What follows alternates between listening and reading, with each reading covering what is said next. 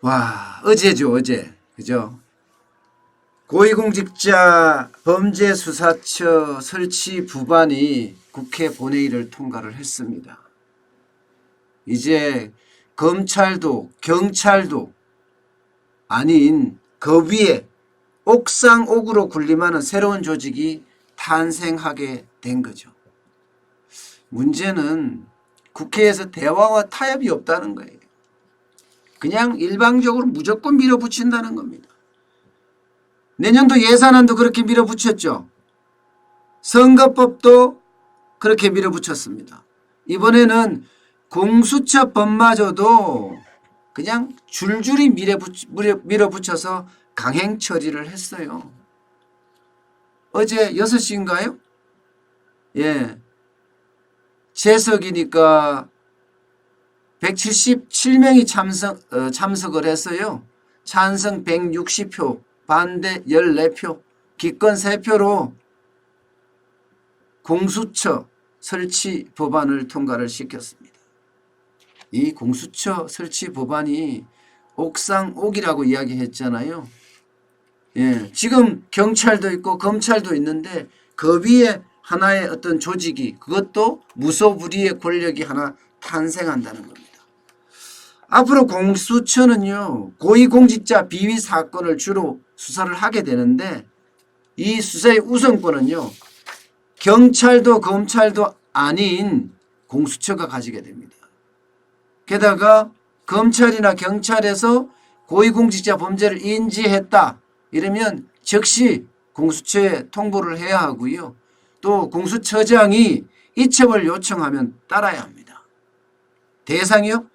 대상은 대통령, 국무총리, 국회의원, 그리고 차관급 이상 정무직 공무원, 광역단체장, 교육감, 대통령 비서실이나 국정원의 상급 이상, 판사, 검사, 경찰은 경무관 이상, 특히 경찰이나 검사나 판사에 대해서는요, 공수처가 직접 기소권을 갖습니다. 공수처장은 어떻게 추천되느냐? 추천위원회 7명이서 6명이 찬성하면 2명을 대통령에게 추천할 수 있고요. 그 중에 1명을 대통령이 임명할 수가 있습니다. 결국 대통령이 임명하는 거예요. 자, 이 공수처 설치되면 어떻게 될까? 많은 사람들이 지금 우려하는 게 좌파 권력의 어떤 독점, 구심점 역할을 하지 않을까 하는 우려들이 굉장히 많습니다. 기본적으로는 공수처장의 어떤 인사권을 대통령이 쥐고 있는 데다가 공수처에 대한 인사권도 대통령이 직접 하게 됩니다. 이렇게 되면 민변 출신이 중심이 돼서 친여, 그죠? 친여 수사기구가 만들어진다. 이렇게 예상할 수가 있는 거고요. 사실상 이게 무소불위의 어떤 권력이 될 가능성이 굉장히 높습니다. 왜 무소불위냐? 경찰이나 검찰에서 수사하는 것, 고위공직자 수사라면 이제는 이첩을 해야 하거든요. 그러면 공수처에서 수사를 하게 되니까 말입니다. 게다가 이게 뭐 여러분도 아시겠지만 위헌 논란도 굉장히 있습니다. 위헌 논란도.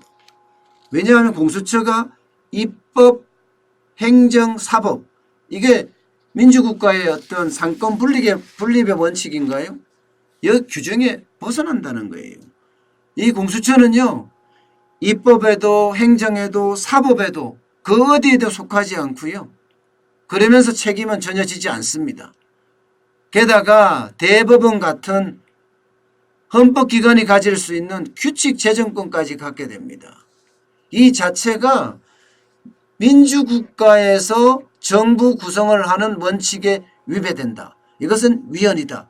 이렇게까지 이야기를 했는데도 불구하고 지금 여당과 그 다음에 여당의 이중대 4+1이라고 하죠. 예, 이중대 3중대가 결국은 강행해서 통과를 시켰습니다. 저는 이 공수처법이라는 게 결국은 양날의 칼이 되지 않을까 그런 생각 참 많이 해요.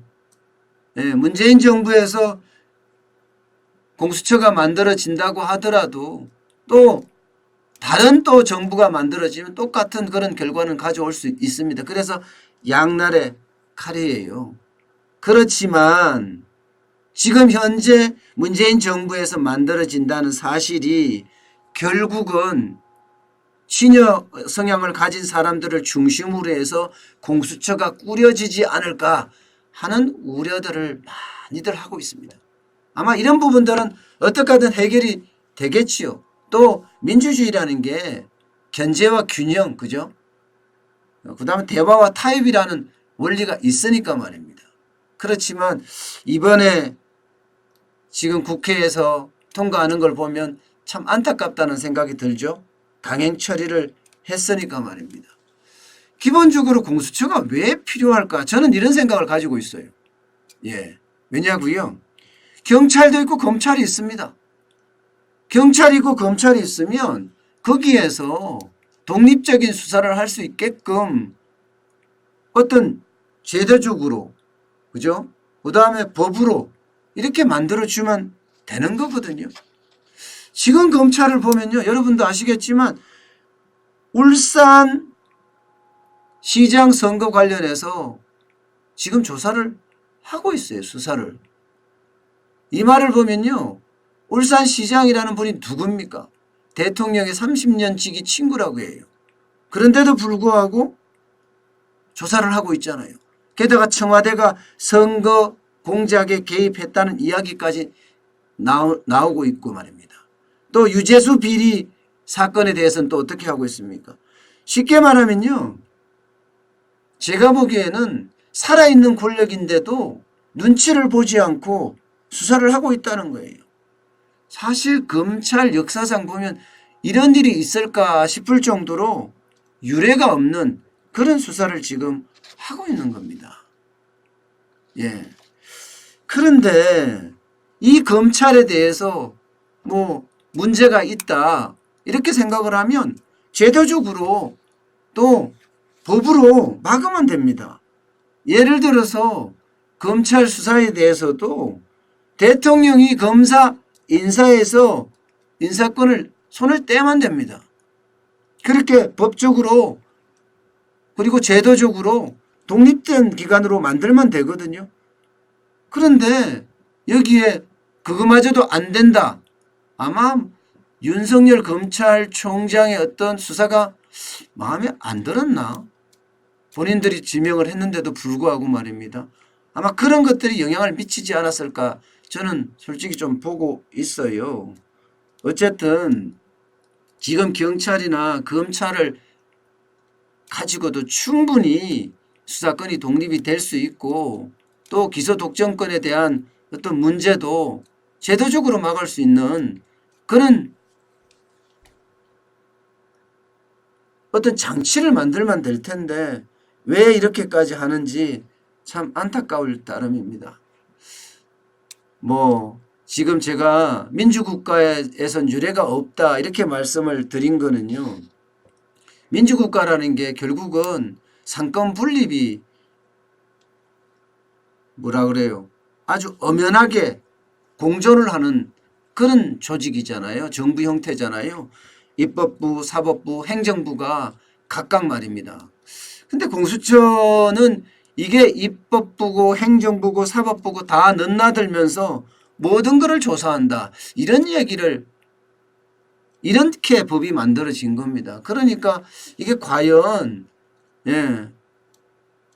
위헌이 아닐까, 위헌이 되지는 않을까 그런 생각도 저는 해보게 됩니다.